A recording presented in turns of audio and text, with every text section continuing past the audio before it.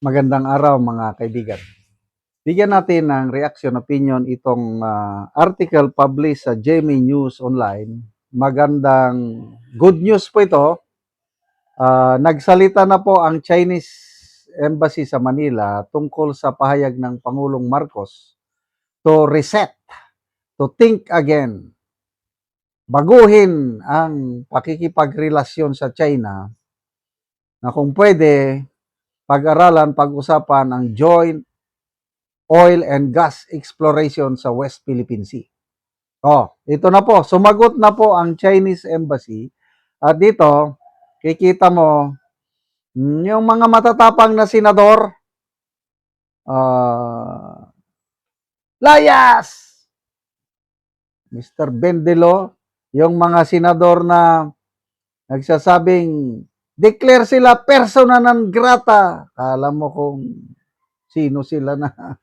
Ito, Philippines-China oil exploration talks made positive progress, embassy says. Open sila. No problem. Gusto namin yan. Magtulungan tayo. Di ba ang sarap pakinggan? Ang mga magkakapit bansa nagtutulungan sa oras ng kagapitan. Nasaan ang Amerika ngayon? Na ironclad commitment ang US sa Pilipinas. Ngayon, naghirap tayo. Anong may tulong ng Amerika? Sila pa ang dahilan kung bakit tayo naghihirap ngayon. I am not anti-US.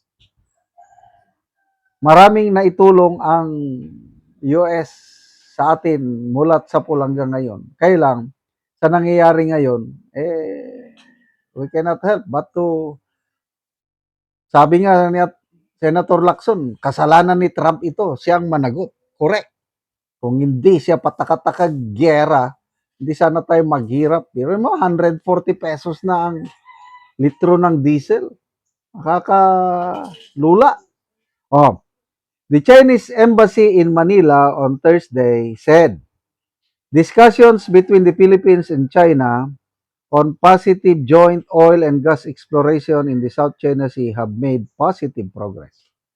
In a message to reporters, the embassy said the two countries held in-depth discussions on joint developments in disputed waters. Panahon po ni Tatay Digong, nasimulan na yan. Kaya ibig sabihin, mas mautak talagang ating Tatay Digong kumpara nito. Ito, away-away sa simula. Ngayon, gusto nang makipagkaibigan dahil naipit na sa gera. Ano ba yan? Ito po ang statement ng Chinese Embassy. Setting aside differences and pursuing joint development is the right path to uphold peace and stability in the South China Sea and deliver benefits to countries in the region and their people. China and the Philippines have conducted in-depth discussions on joint oil and gas development in disputed waters in the South China Sea and have made positive progress. As long, dapat ito, bantayan ng ating gobyerno. As long as the Philippine side demonstrates sincerity, China's door to dialogue and cooperation will remain open. Diyan tayo mag-discuss mamaya. Baka mamaya si Uncle Sam sasabihin na, huwag kayong makipag-usap sa China. Hindi pwede. Pag gagawin nyo yan, itong gagawin ko sa inyo. Tignan natin.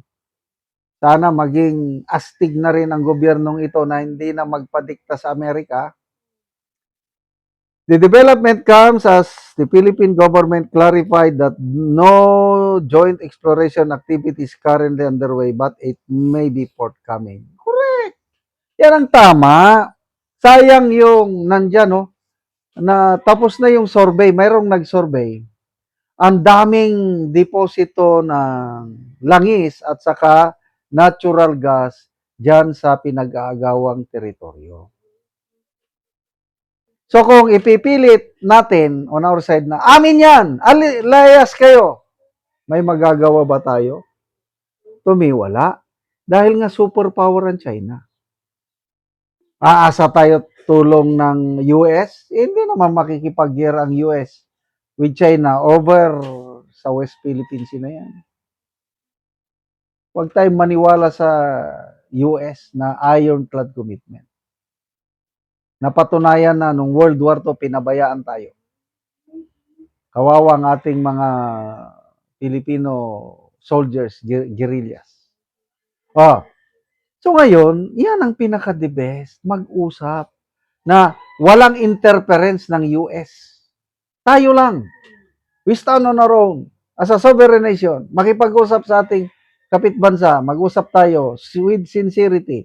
Ang alam ko, panahon ni Tatay Digong, pumayag ang China, 40% ang kanila, 60% ang atin. O di, lamang tayo. Tutulungan tayo yan ang pinaka-the best solution. Ang problema ngayon, baka lang baka, sana hindi. Pag nagsalita ang US government, no way, hindi nyo pwedeng gawin yan. Huwag kayo makipagtulungan sa China. Pag sabihin ng US government, ano ngayon ang stand ng Marcos Jr.? Meron ba silang balls na magsabi na, huwag nyo kaming pakialaman? Dapat panahon na para tumayo. Dapat tularan nila si Tatay Digong natin na hindi siya nagpadikta sa US. Independent foreign policy talaga. Kung ano ang nakakabuti sa mamamayang Pilipino, yun po ang gagawin natin.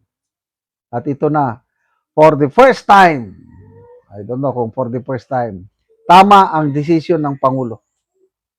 Sasaluduhan ko siya. Pasasalamatan ko siya kung tatayo siya sa kanyang statement na joint oil and gas exploration. Siguro sa atin, hindi natin maramdaman pa ngayon, but after so many years, ang aking mga apo, sila nang makikinabang. Kahit maghirap pa man tayo ngayon, basta ituloy.